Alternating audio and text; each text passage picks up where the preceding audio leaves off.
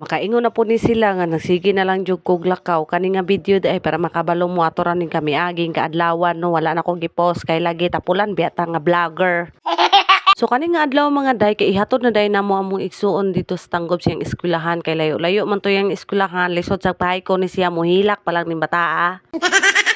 Onya kay na may gihapit ang akong papa diri sa tubod mga day nya dugay kay sila dito na human so gigutom ako manghod og tinagad nila mao nang gihanggat ko niya manulod mig 7-Eleven. Nisugot na lang pug ko mga day nga mukuyog niya kay aircon biya niya anhian niya among gitambayan perting inita so mao to pagkahuman niya dito ni diretso din siya sa pan with tubig.